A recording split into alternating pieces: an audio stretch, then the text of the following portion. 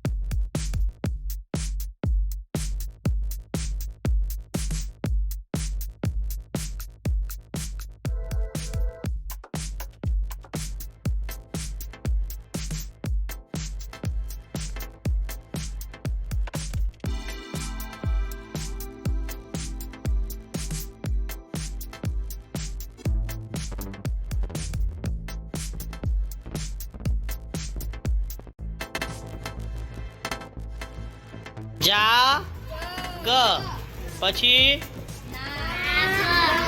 સરસ જોરથી બોલો બે.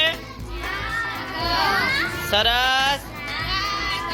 ગાગ તો પછી જોજો, હવે જોજો. ગામ પછી જોજો.